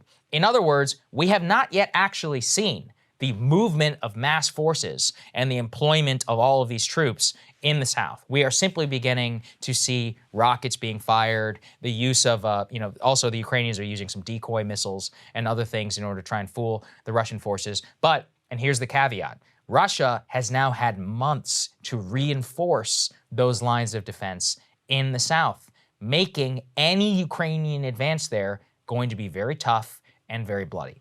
The reason that we all have to pay a massive amount of attention to this is we have all shipped a hell of a lot of weapons to Ukraine for this purpose, not just to be defensive, but to give them some sort of offensive capability. So what is the actual fighting capability of the Ukrainian force when they are offensively taking on the military of a great power nation with tremendous more economic and military might resources than they have? To be fair, it's not like Russia has employed the full force of its military or anything like that in this war, so we'll see. But the beginnings of this operation could mount a real decisive point in the war, which is that if the Ukrainians are outright defeated or if they are unable to have any sort of successful offensive, it's just going to be like, all right, well, what are we doing here? You know, like what is the point of all these weapons that we're giving you? Sure, it's great that you have a defensive front line, the Russians can't move forward, but if you can't retake anything, then it's time to negotiate, right? You know, like that's where things... That's Well, what you would certainly think. That's what you would think. Again, we don't know. There's a lot of propaganda being cast by the Ukrainians. They're trying to cast this into this big, grand movement. We should believe it when we actually start to see troops roll on the ground. As for now, it just seems to be a set level of strikes, even though they are claiming breakthroughs and all this other stuff that is going on. And Zelensky obviously under a lot of pressure Huge to pressure, start this counteroffensive. Yeah. And so, yeah, the way that I saw this described previously in the New York Times, which again is like, it's important to see the New York Times view because that's like the official U.S. government view. Like that's how they're trying to shape It's like center-left lib massaging. Yeah, well, and with a lot of direct sort of like sourcing from the Biden administration and exactly the portrait of this that they want to paint. But they talked about how this was intended to sort of shape the battlefield to try to prepare them for this counteroffensive. But Zelensky is under a lot of international pressure and a lot of domestic pressure to begin this counteroffensive because remember, they also have to contend with the changing seasons. It's going to start to get cold there soon. It's going to start to get really muddy there very soon. And that makes it very, very difficult to launch the kind of counteroffensive that they ultimately want to be able to, you know, push Russian troops back and show that they have the ability to retake this territory because Zelensky continues to say very directly, their goal is not just to retake the territory from before this particular invasion, but they want to retake Crimea. They want to retake the areas in the eastern part of Ukraine that had already been sort of de facto, you know, Russian controlled before this new Russian invasion.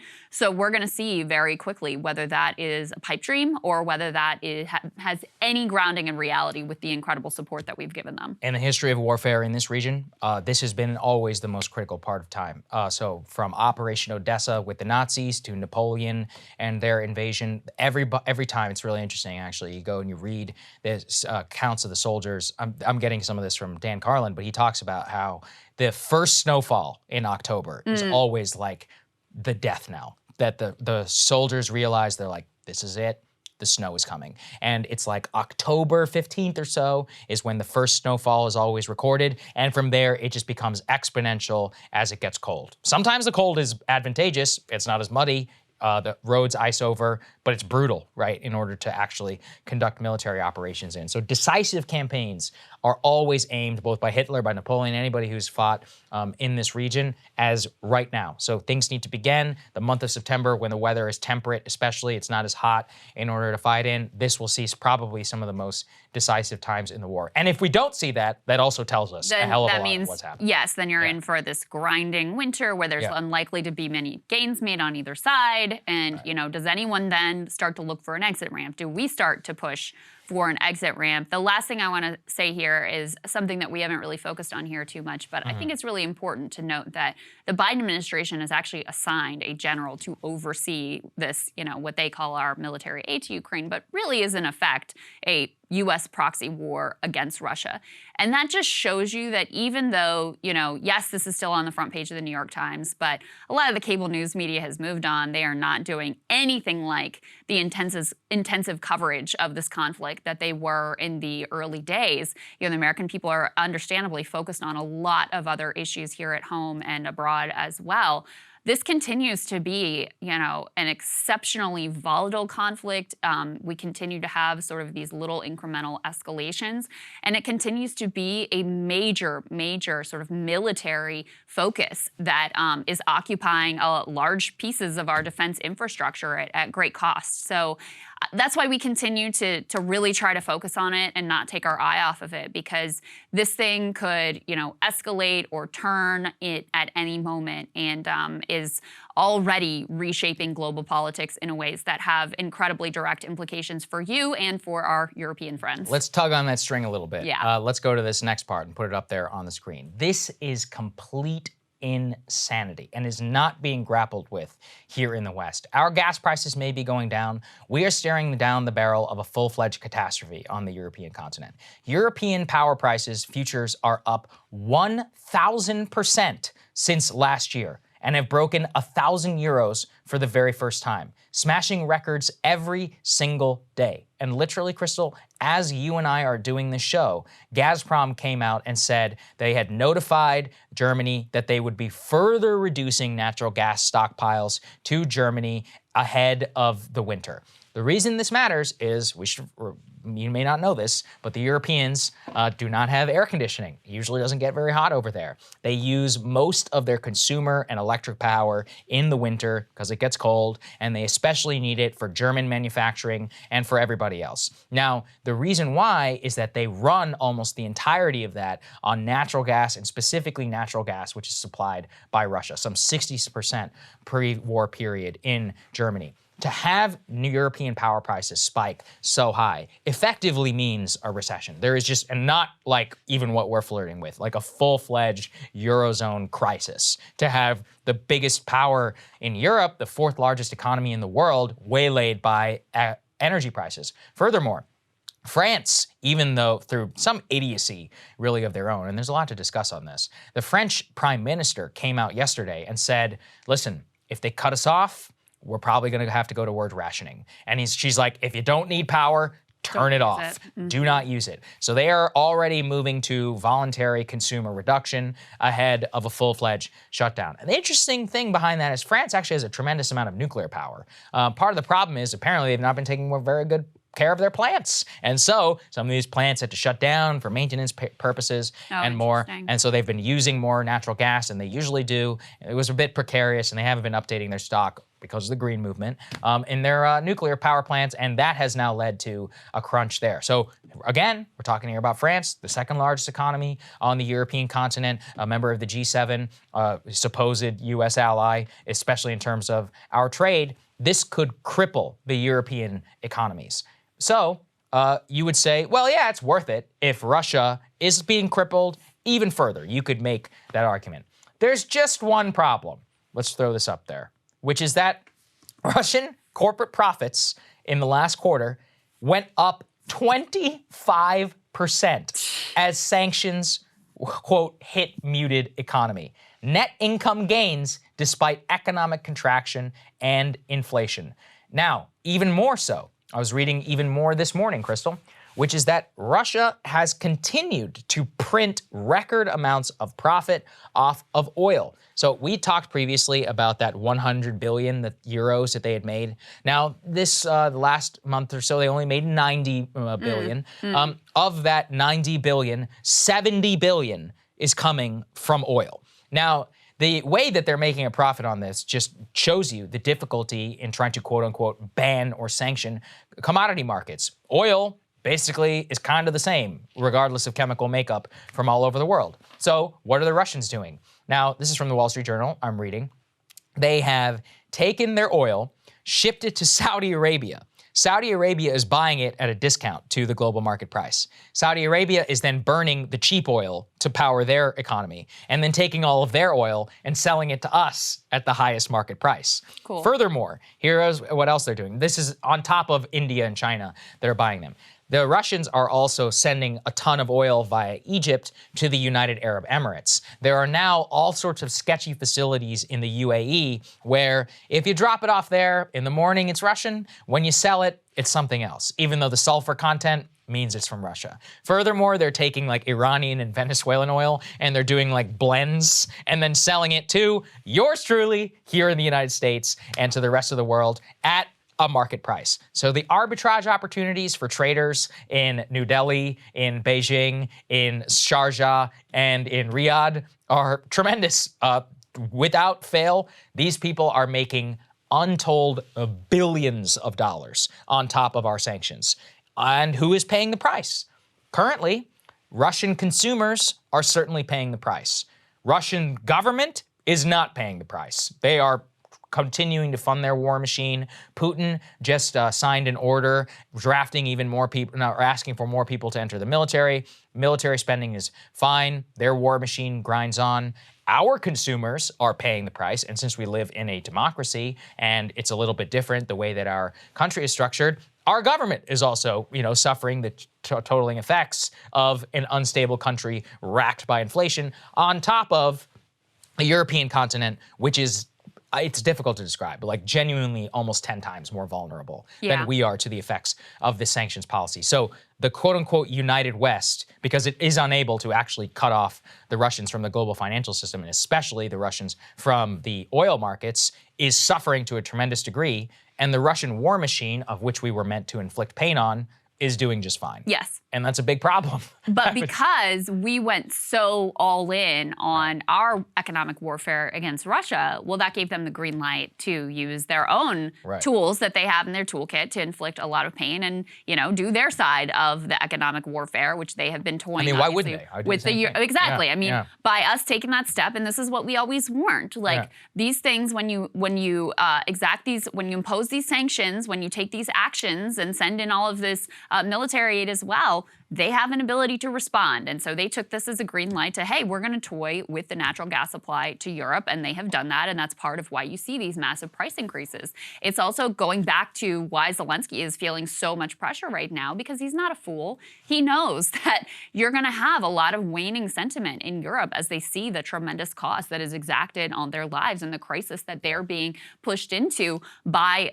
Russia's invasion and by the Western response to Russia's invasion. So he has got to be concerned that sort of public sentiment to continue in the direction that we've been continuing is very likely to become a lot tougher this winter as Europeans in particular really suffer with these high gas prices that they are just full stop unable to afford. So that's part of why the landscape is increasingly difficult from the Ukrainian side and why, we need to have more serious conversations about like what next? What does this look like? Are we just going to continue to ship package after package, regardless of how Ukrainians perform in the battlefield, regardless of whether their maximal aims are realistic, regardless of what it means in terms of like Europeans' lives, regardless of what it means in terms of famine in the Horn of Africa and these other places that have been suffering as well.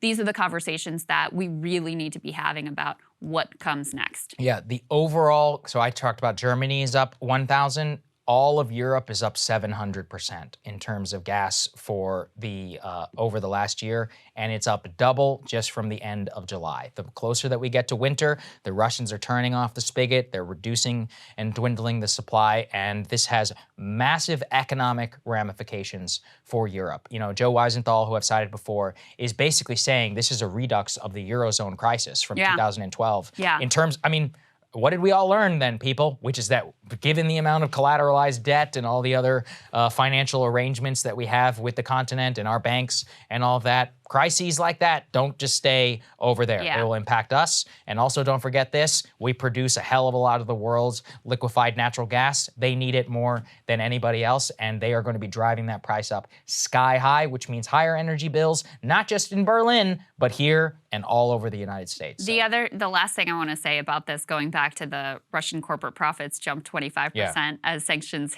muted that piece that we had up on the screen. It does say something, calls into question some of the core tenets of like the free market and the neoliberal mindset that Russia's been totally shut off from, large sectors of the global economy, and quite a lot of their, of their concerns are doing just fine. You had profits jumping 9.5 trillion rubles with the year-on-year increase outpacing the 17% rise in consumer prices over the period. So they're outpacing inflation. The manufacturing sector, which was especially hard hit by sanctions, cut off key imported components, still managed a 44% profit gain. Transportation and storage were up 168%. Profits in real estate and construction surged, as did earnings in hotels and catering, as Russians stayed home as international air service was limited. So just interesting to think about that, the impact here in Russia was the polar opposite of what all our brightest economists told the American public was actually going to occur. Well, if the audience will indulge me, it validates an economic theory of how I think that countries should operate, which is that we've banked everything on globalization, financialization, and the service economy, but in a time of conflict, the only thing you can really count on is quote-unquote autarkic economy, which means things that you produce for yourself. So what are the Russians teaching us? Commodities are everything. It's all about hard power. It's about internal supply chains. It's about having a robust domestic state, which is capable of wearying and stopping attacks from the outside and choking off all of the areas that you have vulnerable points, like Germany's Russian gas, like our, own foreign gas prices. Which COVID showed us here as well. Very similar lesson. Should have showed us. But anyway, autarky is good. Showed us. Yeah. Autarky is good. The neolibs can attack it if they want. All right, let's go ahead and move on. This is another important story. Usually it's the fun block. We wanted to, we want to maintain some of our focus on global affairs. So Iraq is currently undergoing a continuing, really slow-rolling domestic crisis. Some of you may remember the name Muqtada al-Sadr. Everybody in the U.S. knew his name in like 2006, but he's still there. Very much a prominent Shiite cleric in the Iraqi government, has his own political party. They've been unable to form a major government there now for some time. And protests have erupted outside of parliament in the presidential palace now for months, but really culminated in the last week with a total curfew being imposed on the Green Zone and in Baghdad. Now, we have some crazy footage. We're only going to show you guys a little bit of it, but just to give you an idea of how nuts things were last.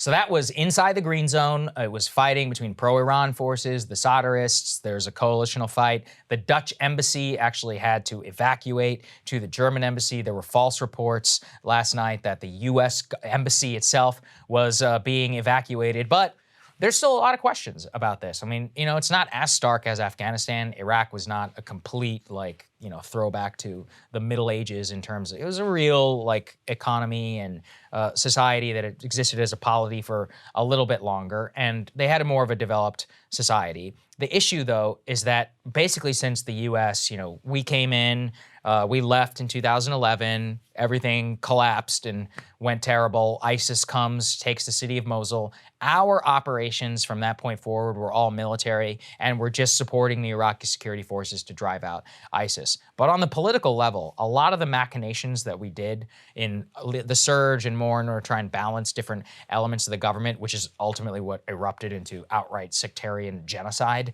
before all of that, is still and has been bubbling to the surface, Crystal, which is really why this is happening. So let's put this up there. The Iraqi protests really turned deadly, including, in the Green Zone, the palace, the parliament, and more, after Sadr says that he is quitting politics. Now, he's done this before. This has always been kind of a threat. He is claiming this is his final retirement. The news broke this morning, Crystal, that he says he's called off and told his people to stand down. But this is not the final end of this saga. And it just shows you, these countries, you may not read about them anymore, but as we all found out in Afghanistan and more, things can flare up very, very hot, and then all these questions about our role comes into question. I mean, I believe our embassy in Iraq is one of the single most embassies ever built. So if we have to abandon that one in the Green Zone, it will be a symbol of something. I really don't even know how to describe it. Yeah, well, we've got a lot of those symbols littered around the Middle East. I would say, how is Syria doing? How's Libya doing? How's Afghanistan doing as we continue to deny their government their own money? And now how is Iraq doing? As you point out, so Sadr's coalition was the winner of the elections last night. They secured the largest number of seats, but not enough to form a government. So they've been without a government for months and months now. And this all kind of comes to a head. He's Shia cleric. He kind of is against U.S. influence, but also against Iranian influence. His major rivals are these Iranian-backed militias. That's where a lot of the flashpoints and the tension and the fighting and violence is now. So he says in this very sort of dramatic flourish, you're free of me, I'm leaving. And his followers, the analysis that I was listening to said, basically see this as a green light to then sort of go riot and storm and all this stuff. And that's when you have this violence with 20 plus protesters dead, dozens more injured. And effectively, the idea is this was a political ploy to say basically look, when I'm not here keeping a lid on things, see what happens. So sort of making good on this type of a threat. But listen, the bottom line from our perspective is just, it turns out freedom and democracy did not reign, and we continue to live with, and Iraqis continue to live with the fallout and the chaos that we created in their country, and have largely just sort of left and turned the other cheek and only pay attention when something dramatic and shocking like this occurs. Yeah, so we hope people will listen, but it's possible this could flare up into even more of like a conflagration over the weekend. We're going to see how the coalitions and all those other people on the ground. Yeah, well, I'm sure they have the same economic stress that is going on around the globe. High prices, no question. high food prices, and a lot of strain there. And we know, as we've tracked throughout history, I mean, this was a major contributor to the Arab Spring as well and led to a lot of governments being toppled and overturned. So definitely something to keep an eye on. Yeah. Crystal, what are you taking a look at? So in their opposition to Biden's student debt relief program, some Republicans are really telling on themselves, accidentally revealing what a cramped and outdated definition they have of the working class and how they really feel about workers. Take, for example, this tweet, which went mega viral and not in a good way, from Republican Congressman Jim Banks, who said, quote, "Student loan forgiveness undermines one of our military's greatest recruitment tools at a time of dangerously low enlistments." As she replied, "You're probably not supposed to say out loud that the country depends on poor, desperate people to feed the military-industrial complex." But the real winner in this category was one Senator Ted Cruz, who exposed a lot about his view of the world when he said this on his own podcast. That there is a real risk if you are that slacker barista who wasted 7 years in college studying completely useless things, now has loans and can't get a job. Joe Biden just gave you 20 grand. Like, holy cow, 20 grand. That, maybe you weren't going to vote in November and suddenly you just got 20 grand. And, if you can, get off the bong for a minute and head down to the voting station, or just send in your mail-in ballot that the Democrats have helpfully sent you, it could drive up turnout, particularly among young people. What you see there is Ted Cruz displaying complete and utter contempt for workers, especially workers who don't happen to fit his narrow and selective definition of the working class. Now, he and other Republicans have kind of constructed an elaborate series of deceptions to paint Biden's policy as directly oppositional to the working class. So let's start with a few facts first about who benefits from Biden's debt relief policy and who constitutes the modern working class. First, let's consider Ted Cruz's definition of the working class here, what it seems to be. Apparently, if you don't have a hard hat, you need not apply. Like most of the modern GOP, he's happy to co-opt the language of working class struggle when it's convenient, but shows absolute scorn for workers who don't meet his archaic image. In reality, service sector and pink-collar workers are a massive and rapidly growing part of the modern working class. The top 3 most common jobs in the U.S., according to the Bureau of Labor, are retail sales, home health aides, and fast food workers. If you claim to support the working class, but your definition does not include those workers, you are a fraud. But the truth is, Republicans like Ted Cruz, they haven't been there for their stereotypical white guy in a hard hat worker either. Just ask the coal miners at Warrior Met Coal, who've been out on strike for well over a year now. Republicans were happy to posture like they supported the coal miner in order to own Hillary Clinton, but not a damn one of them has supported these workers in their struggle. Not one. So the modern working class that Ted Cruz supposedly cares so much about includes his imaginary Starbucks barista who spent 7 years in college. And by the way, baristas are not the only folks who might find themselves with a college degree or having attended some college and still being very much a part of the working class. According to the U.S. Census Bureau, more than 63% of Americans over the age of 25 have in fact gone to some college. And in case you were wondering, since there seems to be so much concern among Republicans about subsidizing gender studies and other, quote, woke majors, degrees in ethnic and gender studies are exceptionally rare. Only 0.4% of all degrees conferred. As one person pointed out, that literally rounds to 0. Now, some of the former students in the most dire circumstances right now are the ones who started college but were then unable to finish because the cost was so high. So they got the debt, but they did not get the degree. But plenty of those who did obtain a four-year degree graduated to find that the stable middle-class job supposedly at the end of the college rainbow was as mythical as a leprechaun. Somewhere around 40% of college degree holders are underemployed, working in jobs that do not require a 4-year degree. In fact, as I've documented before, some of these college-educated workers have been at the forefront of the new labor movement. Amazon labor union leaders Chris Smalls and Derek Palmer are both community college dropouts. Buffalo Starbucks United leader Jazz Brissac, she was literally a Rhodes Scholar and helped spark a labor movement that has now swept the nation. The fact that there are so many degree holders working at Starbucks exposes is, in fact, that the college dream sold to them by political elites was a sham and was a fraud. The career trajectory has been especially cruel for those millennials who graduated into the Great Recession, but I suspect the Zoomers who graduated into the COVID pandemic have not exactly had a cakewalk either. Ted Cruz says these people wasted their time in college. And you know what? On that front, he might just be correct, because new research shows the college wage premium is actually collapsing, making the high cost of college much less of a sure thing in terms of the economic trade-offs. Of course, the fact that students got scammed is just more compelling evidence that they deserve a bit of help on the other side. So Cruz and other Republicans are able to frame their opposition to debt relief as populist by this series of well-constructed lies and deceptions. The lie that the working class is only dudes in hard hats, the lie that everyone in college is studying some kind of woke stuff, and the lie that their narrowly defined working class is free from student loan debt. None of these things are true. What's funny is Cruz actually likely gets the political analysis correct here. He predicts the policy will motivate young voters and will increase Dem turnout. Sure enough, young voters are over the moon about this policy. According to the CBS News Battleground Tracker, Biden's debt relief was backed by 75% of voters under 30. His approval rating among that same group, it has skyrocketed a full 10 points, going from 49% approval, so underwater, to 59% approval.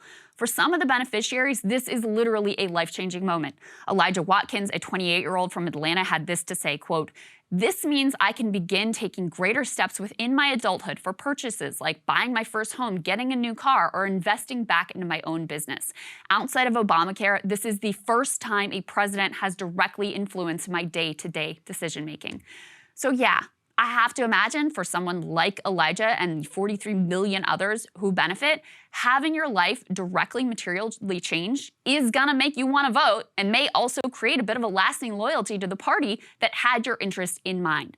And perhaps the contempt showed by some Republicans who've suddenly decided to cast everyone who ever attended a single college class as a woke slacker gender studies major, that might just weigh on your vote as well. There's a few things here, Saagar. I think it tracks somewhat with the conversation we were having about like the Republican agenda, how they've sort of slid right back to their 1990s ways. Like, there was a minute there where they wanted to pretend like they're all for the working class, but they're really challenged by what the modern working class actually is. So as we've had, for example, the Starbucks movement that's sweeping the country, and you have a lot of, you know, liberal, pink-haired, potentially Bernie Sanders supporters who are at the forefront of the labor movement who, yes, many of them have either a college degree or have attended some college. They haven't really been able to grapple with that part of the working class. I've always thought the term is nebulous and basically just gets glommed onto by whomever they want, right? And that's actually part of the issue, which is that in general, American society is not currently stratified by working class, non-working class. It's really just, do you have a college degree and not? And the working class who are not college degree mostly are culturally Republican, culturally liberal. Starbucks people are also working class and vote Democrat. So it's like, well, it's kind of a wash. I will say, I think you laid out a very good case on why college is terrible and why the industry itself is really bad. I mean, the fact that the college wage premium has declined like this. But yeah, look, I would just return to, I think it's insane in order to not deal with these college people and spend, or not spend, forgive, quote unquote, what, 300 so billion, which is effectively a giveaway to the college industry because they don't get punished for the lies that they sold. I mean, it's not just society. The colleges themselves told these people, which I think is criminal. The people who did not graduate from college, which is 1/4 of people who are currently in college will not graduate. They were sold a bill of goods by this industry, not just society, specifically the college themselves. And the college pays zero price for that. And frankly, I have not seen one Democratic or left position to grapple with that fact whatsoever. Well, I have. So free first college of all, is not grappling with that. Free college, but also, I mean, there's very serious left conversation happening right now about tuition control, about limiting the cost of tuition. I mean, that would get it under control. What I don't see is any seriousness on the right to actually tackle these problems. Yes, there are other problems, no doubt about it. But the fact that these people got screwed over, many of whom, yes, are very sympathetic working class type of people who aren't just working in the store, but they're truck drivers, they're Amazon warehouse workers, they're literally in every industry you can imagine. People who have this type of debt. 63% of Americans have gone to some college. So this is a lot of people that we're talking about here. But I don't see the fact that this doesn't deal with everything as an argument to not do what we can do right now. It just seems like Republicans are interested in coming up with the talking point about how this is just helping gender studies majors and it's a direct slap in the face of truck drivers, ignoring the fact that actually a lot of truck drivers are going to benefit from this too. And they're not serious about, they're issuing their agenda. They're not serious about tackling like the college cost issue. They're just interested in throwing up roadblocks to doing the one limited thing that Biden is able to do within his power right now on his own. There's no question there's a lot of bad faith, but I wouldn't say that the gender woke stuff is just studies. And we shouldn't forget how much of this bleeds into gen eds and into just general cultural milieu. But put that aside, because I also think it matters in terms of administrative costs and what these people are spending on and what exactly the bloat is coming from, which is dramatic new spending is going towards these initiatives. Yeah, but again, where did that come from? I mean, that started when public funding started to be stripped from education. This starts with Ronald Reagan in California, stripping education, kicking them out to the free marketplace. Like, Republicans don't want to deal with that. No, they just don't. want to have They're some silly like talking point about gender studies majors and it's woke, which has got to be, I mean, if you are that like Amazon worker who's being benefited by this, you're like, what are you talking about? That's not me. That wasn't my experience whatsoever. Well, I mean, sure, it's definitely more of an elite phenomenon than it is anything else, but elites obviously punch above their weight. And in general, I think that culturally this is going to be a wash because of what I discussed, which is that at the end of the day, this is a policy for educated people and for people who lifetime earnings are probably going to be higher than people who didn't go to college. Although that is generally trending down. In general, though, that's how things break out. So you're kind of pitting two kind of people against each other. Personally, I very much share your worldview. I think there's a lot more similarity between the person who was robbed and dropped out of community college and the person who graduated with a ton of credit card debt and goes to a trade union. I would love to live in a country in which those two people have some sort of their interests represented. But I don't think that we really live in that country. I just disagree with the idea that this is pitting people against each other. I see people like Ted Cruz pitting people against each other, like directly making the case that, okay, this is going to come directly out of your pocket. Well, no, it's only going to come directly out of your pocket if Republicans get their way and raise taxes on the middle class, on the working class, as they've been proposing. The other place it could come out of is, Biden and the Democrats just hike taxes on corporations and put it at 15%, something that Republicans want to roll back. So the idea that this is pitting people against each other, well, yeah, Republicans are trying to make it that way, but that's not actually the reality of where this funding is ultimately going to come from. And again, I think they go out of their way to paint the working class in this very narrow definition, to paint the people who benefit in this very narrow way, when in fact, this is a broad swath of Americans. You have obviously like the biggest determinant of whether people support this policy is number one, young people overwhelmingly supportive. Black people, actually, the racial demographic groups, the highest support was among African Americans. So in terms of the political analysis, I actually think Ted Cruz gets it right because you've just delivered in a really, really tangible, like this changed my life immediately kind of way for a key part of the Democratic base and, could definitely help them come the fall with enthusiasm, give them a reason to vote for Democrats that they maybe didn't have in the past. There's no way to know on that. Let's put that aside because it's going to be a real-time test. If it actually does happen, it'll be fascinating because, I mean, look, we also have to say this. It's not like child tax credit did a whole lot for Democrats. And people talk a big game about how they're going to do something, and then a lot of them still don't come out to vote. So we'll see in terms of that. I'll just return to why I think it's pitting people against each other. At the end of the day, this group who is doing better in life than everybody else, let's be honest, it is basically 50-50. If you're more educated, even some college, you're going to earn more over the course of your lifetime than others, just got a tremendous gift from the U.S. government. Now, it is true the U.S. government is doing nothing, aided very much so by the Republican Party, to not help this 50%. But they are also not getting anything, even from this. So it is the status quo that these people got a tremendous, probably the single largest benefit from the U.S. government from an outright dollars perspective outside, I would say, I think that, outside of the child tax credit. So in the last year or so, when 50% of the most downwardly mobile in the people in the country are not getting anything. But the government gives out subsidies to different groups of people all the time. But not this large, 43 million. Trump did a big subsidy for farmers. But there's like 10 million farmers in the checks country. for people, and those were means tests. Like there are, massive subsidies that we both supported for chip companies that just passed through the Congress. So the fact that this benefits one group of people and does not benefit all people is not an argument for not doing it, especially because there's a real moral case here for the fact that these people got screwed. This is not only hurting them, but it's hurting the economy overall, that you have an entire generation that is so saddled with debt that they're unable to do the basics of get married, start a family, buy a house, all of those sorts of things. So there's a very clear moral case here. There's a very clear economic case here. And this is also not letting the perfect be the enemy of the good. This is what was able to be done right now. Now, if Republicans want to work with Democrats to pass a universal benefit to cancel $10,000 in debt for every American under the $125,000 income limit, I would be happy to see it. How many Dems would vote for that? They are not interested in that. If that tax college endowments, how many Dems would vote for it? The answer is none. There's not a single Democrat in the U.S. Senate who would vote in order to tax college endowments. These are a core constituency, though, for Dems. Like, you cannot ignore the behemoth of criminals that these people are. But again, how does that have anything to do with this? Because the fact that you aren't fixing the whole thing at once doesn't argue against doing something. But there will be 43 million people with the same level of debt in 5 years from now. This is life-changing. For this 43 million people, this is literally life-changing. And you make the case, this helps to make the case of what a scam this was and how rotten this system actually is. That puts that on the agenda.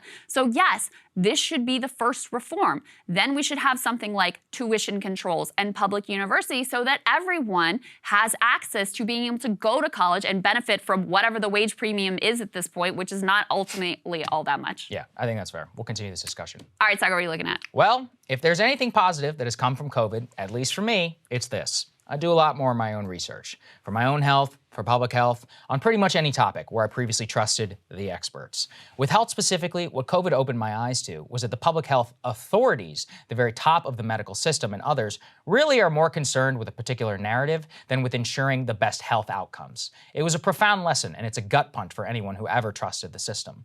And I suspect I'm not alone in that. COVID awoke millions more to the influence of the pharmaceutical industry, to the biases held by the medical profession, and to show how social stigmas and culture wars of today are stifling advice that can save your life. For me personally, an area of life I've become obsessed with is the way that we handle mental health broadly in the United States, and what I believe is a deeply troubling trend of prescribing medicine first in lieu of massive side effects while overlooking time-tested common sense. Perhaps no area of this debate concerns me more than overprescription of SSRIs, which tens of millions of Americans are on currently. I've covered here before how new meta-analyses shows definitively that the mechanism which SSRIs were thought to quote-unquote cure depression does not hold scientific scrutiny whatsoever. Again, to be clear, the study did show SSRIs are effective against depression, but it raises the question as to why billions of dollars of these drugs are sold yearly if we don't even know how they work. Furthermore, if the medical industry is going to prescribe a drug which the pathway is unknown, but the terrifying side effects are well known, then shouldn't we look at many other potential treatments for depression, spanning psychedelic treatment in a clinical setting to simply major lifestyle interventions like changing diet and more exercise? But of course, there is not nearly the same amount of cash in the latter, and they are not discussed whatsoever. A deeper element to that discussion is starting to break through into the mainstream discourse, and it's something that matters even more than overprescription. Altering the brain chemistry of an adult is one thing, but today we are learning the extent to which we are also pushing these same drugs and many other powerful ones on to children. A terrifying expose over the weekend revealed how one teenager suffering from depression at one point was prescribed 10 separate powerful psychiatric drugs. Worse, these drugs, in many cases, are not even approved under their so-called known methods of action for adolescents and are instead being pushed by the U.S. medical system regardless. The current numbers are stunning as you look deeper. 1 in 12 children in the United States are on some form of psychiatric medication, including 1% of preschoolers, 13% of 12 to 17-year-olds. One of the most common uses of psychiatric drugs is treating attention deficit hyperactivity disorder. However, a recent pediatric journal study found that things rarely end there. 40% of the kids diagnosed and medicated for quote-unquote ADHD are on some form of other psychiatric drug. Furthermore, a growth rate in prescription of these drugs for children, including for depression, is skyrocketing. Pharmacy data currently indicates that the growth rate for approved depression medication for teenagers increased by 40% from 2015 to 2019, compared to the growth rate of 12 for adults. The crazy thing about this is that the huge portion of these psychiatric drugs given to children in tandem with each other in many cases is all occurring through off-label use, as in outside of FDA approval for a specific ailment they are suffering from. Now, the reason this matters is because we already barely know the long-term use of multiple psychiatric drugs used in tandem have on the adult brain. We have even less data to indicate how it affects the brains of developing kids. Now, I'm going to go out on an unscientific limb and state something I don't think that should be that controversial. It is going to have some effect. To what extent? I don't know. My guess is screwing with the brain chemistry of someone who's going through puberty, probably bad. Again, the industry is making untold amounts of money through these prescriptions, in many cases off desperate teenagers and parents who simply want their kids to be happy. They are paying hand over fist, in some cases getting the insurance company to do so with drugs that we barely understand on the most precious resource that we have, kids. This is where the culture war is now coming in. There is growing social pressure and norms that discourage doctors and medical professionals from dispensing obvious advice for fear of social backlash. First and foremost is weight. It doesn't take a genius to figure out that being overweight, and specifically being obese, will dramatically influence your mental health, especially given emerging research that indicates much of our mental state is directly tied to our physical health. In adults, this research is well known, showing much higher risk of having depression in the course of your life bidirectionally if you're obese. Childhood obesity, though, is and has been skyrocketing now for some time, especially after the pandemic. Pre-2020 figures were bad. At the start of the pandemic, 15% of American kids between 2 and 19 were obese. 15 million kids with the rate at full 22% amongst teenagers. We still don't know the final figures, but after lockdowns, the current indication is that obesity increased for children across the board. Those suffering severe obesity in many cases saw double the weight gain. And yet, in our culture today, it is somehow considered taboo, outside of the most tepid language, to state the obvious. Being fat is terrible for your physical and mental health as an adult, and it is especially terrible for kids. Yet, in my perusal of overall literature, which I have in front of me, exercise and diet do not even appear in the FAQs online at Harvard or at Yale for parents who are searching for remedies for their children who are suffering from depression. The social stigma around discussion of weight, of alternative treatments, of exercise, of lifestyle, of basically any area of inquiry outside of psychiatric drugs needs to end immediately. At the heart of all of this is profit and ideology.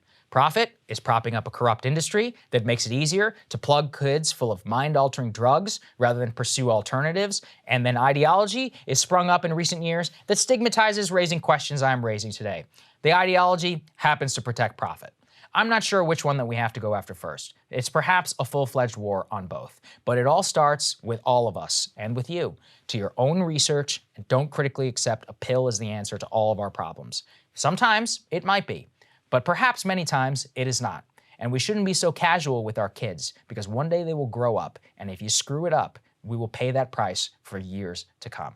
I think it's crazy, and the more I think about it, Crystal, Johann Hari was a real hero, charging into this space before it was cool. I got a hell of a lot of pushback on my previous monologue on SSRIs, because a lot of people benefit from them, and I think that's fine. I wish you the best. I hope that you eventually got off of them and you're living a great life. But nobody talks about the kids who kill themselves, which are on these things.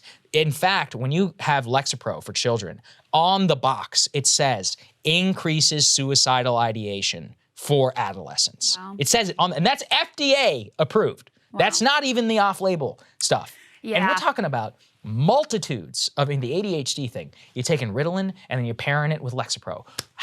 What do you know about how that's going to affect your endocrine system, your development? It's crazy. This crisis really shows you some of the core problems in society. I mean, number one, the healthcare system that is broken in every regard and geared towards profit versus health. I was listening to, this came from a lot of New York Times reporting. They have a reporter who's been focusing on this for several years, who's just now putting out his sort of like research and journalism on the subject. And in a lot of parts of the country, there are no pediatric or next to no pediatric mental health specialists. And so you have people who are, kids who are self-harming or showing up in emergency rooms. That's up by 300%, by the way. So just in case anyone had in mind, like, oh, these kids just need to like suck it up and they're just complaining about it more. Yeah, I'm not saying that. This is, no, I know you're not saying that. I'm just saying that it could be one thing that someone theoretically out there is thinking. No, you have 300% increase of kids showing up at the ER with wounds from self-harming. So that's one place that's you're an ER like doctor or nurse, you're not trained to deal with these like long-term chronic mental health issues. Pediatricians are becoming the front lines of having to deal with these like psychiatric issues because there's not sufficient mental health professionals who are actually trained to deal with this. And then you layer on top of that, the easiest thing to do is give a pill. There's a lot of incentives within the industry to do that, as we saw with, the opioid overdose epidemic and abuse epidemic that started with doctors overprescribing opioids. So the incentives are all in the direction of like, just give the pill, it's fast, it's easy, it's quick fix, and there isn't profit to be made from some of these other changes in other directions that, it's more controversial to say like, okay, well, let's talk about your life as a whole. What might be causing that situation? Another thing that a lot of experts point to in terms of why there's such a spike in terms of depression, anxiety, suicide, self-harm, all these things among adolescents is you have, especially among girls, early onset of puberty. So the brain in certain ways is developing into this like adult very early on and starting to evaluate all of these social cues for hierarchy and power and control and all these sorts of things that the adult brain does. But in other ways, the brain is still completely child. So there's this mismatch between the information that's coming in and the ability to process that information. And there's, one of the theories that this is part of the problem of why a lot of kids are having trouble during these years. And, there are therapies that have been developed that are very successful, but access and availability of those therapies is very, very difficult to come by. It drives me crazy. I'm seeing these kids, and what I was reading about the off-label use, these parents are shelling out like thousands of dollars a month because they're good parents and they want to help their kids. Yeah. They don't know any better. You have these medical professionals. Yeah, you've got a doctor telling you this is what you need. Right, you're like, okay, okay. I'll take the pill. Listen, enough. Like we have, maybe that's the last resort, but there's a lot of other stuff that people should try. And I don't know. I mean, the more I read about this, I'm like, this is a massive behemoth. $22 billion in SSRIs sold just this year. Globally, it's going up every single year. The more it gets normalized, it gets pushed onto kids. Yeah. We have no idea how. And social media is definitely a part of it too. Of course. To what extent, nobody knows. Right. And Can't be good. That's one of the things that this doctor was talking about too. Is that it used to be the big sort of, social problems for teenagers was like drinking and underage sex. And now it's like cutting and self-harm. Oh, yeah, and isolation. Yeah. If anything, they're not having enough sex, but that's another. Sorry. Okay. All right, we got a great guest standing by, Freddie Brewster. Let's get to it. A 30-year-old cryptocurrency billionaire, Sam Bankman-Fried, has suddenly become sort of the center of political gravity, making a lot of moves here in D.C., playing in a lot of primaries across the country. And the LA Times had an interesting look at this. Let's go ahead and put this up on the screen. The headline here is a young crypto billionaire's political agenda goes well beyond pandemic preparedness. That's the area that he claims to be really focused on with the money that he's spending and the candidates that he is endorsing. And the journalist behind that piece, Freddie Brewster of the LA Times, joins us now. Freddie, welcome. Glad to have you. Good to see you, man. Hey, yeah, thanks so much for having me on, guys. Really appreciate it. Definitely. Of course. So as I just said, Sam Bankman-Fried really been throwing his weight and his money around. Now, he says the candidates that he's backing, for example, there was one that prevailed, gosh, I'm blanking on his name, in a primary down in Florida recently, who was like a Bernie Sanders-backed candidate, but also got a bunch of money from Sam Bankman-Fried. He says he's just interested in backing candidates who are going to focus on pandemic preparedness. What did you find when you looked into this in terms of where his interests may ultimately lie? Yeah, so, in the interviews I had with Sam, he said that, obviously his interest is in pandemic preparedness, but his on-Hill activity is much different. He's testified in front of the House and Senate Agriculture Committees, and those two committees oversee the regulations of the Commodity Futures Trading Commission, which part of Bankman-Fried's lobbying efforts has been to try to get cryptocurrencies regulated by the CFTC rather than the Securities and Exchange Commission. which is Now- much better funded and much more aggressive in their enforcement actions. Yeah, that's what I was just going to ask. Why would he, as someone who has made his fortune in crypto, why would he prefer it be regulated by the CFTC?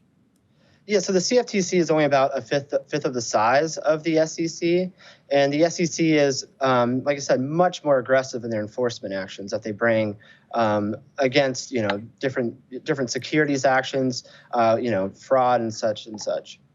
So what I'm interested in is about the broader political agenda and specifically kind of glomming on to the Democratic Party, but also bipartisan. What do you see as the overall agenda and who's benefiting from some of the money that he's spending here? Because he's become a major political force in his own right.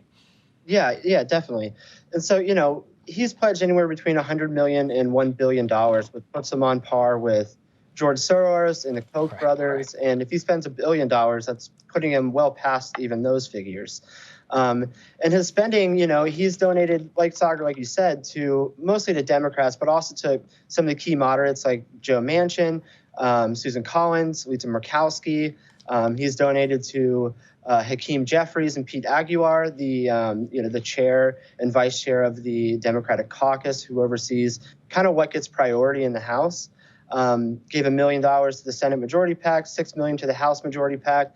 And one thing I found rather interesting is that he gave $105,000 to the Alabama Conservatives Fund, which that is a PAC that's backing, I'm blanking on her name, the Senate, I think Katie Britt is her name. Yes, right. Yeah, the Senate Republican coming out of Alabama. And that PAC describes itself as a super PAC that supports, quote, candidates who will bring true Christian conservative Alabama values to Washington, such as defending the unborn, protecting our Second Amendment rights, restoring integrity in our elections, and fighting the socialists who want to change our country. So it definitely has some bipartisan spending. And that's Sam's personal spendings to Katie Britt and some of those other ones.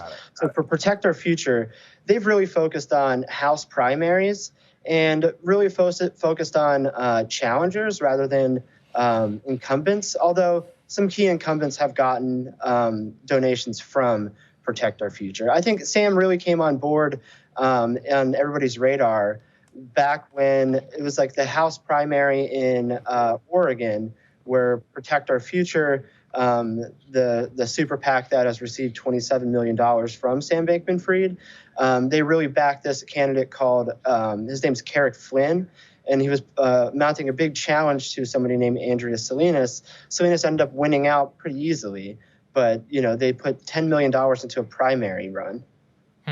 So how's it going? I mean, has he secured any sort of legislative goodies here in Washington? Does he have some sympathetic legislators now that he's working with? Yeah, definitely. So one of the committees that he testified in front of was the Senate Agriculture Committee, and the chair and ranking member the chair is Senator Debbie Stabenow, and the ranking member is John Boozman. And Stabenow and Boozman both received donations from Sam Bankman-Fried just weeks before he testified in front of them. Bankman-Fried gave $26,000 to Debbie Stabenow and some of her allied funding groups. And then John Boozman received $5,800 from Sam Bankman-Fried. And those two just recently, just back in mid-August, if I remember right, they introduced a bill called the Digital Commodities Consumer Protection Act of 2022. And that bill would seek to define cryptocurrencies as a commodity and truly bring its regulation under the CFTC rather than the SEC. In the bill, it says that some actions that would truly be regulated through the SEC will be regulated through the SEC, but by and large, the oversight would be under the Commodity Futures Trading Commission. Well, Freddie, thank you for breaking this all down for us. I really recommend people go read the full article because, I mean, look, didn't take a genius to figure out that a crypto billionaire might have some of his own monetary interests at heart while he's donating these big sums of money. But you lay it out in a very systematic way and had access to him himself, so that makes a big difference too. Thank you so much for joining us today. We're really grateful. Thanks, man. Thank you. See you guys. See you later. Thanks so much for watching, guys. We really appreciate it. As we said, if you want to work for us, we need a little bit of experience, but we will consider anybody. Jobs@breakingpoints.com. Send in your resume, maybe some samples of your work. We're going to sift through that over the next couple of weeks, and we're hoping to hire somebody soon. And we've got a major announcement coming after Labor Day, of which this person will be intimately involved, will be supporting, and will be supporting so much of the other expansions that we're doing here, all enabled by our amazing premium subs. Thank you, premium subs. We love you so much. And if you want to help us out, link in the description. Otherwise, we'll see you on Thursday. Love y'all. See you soon.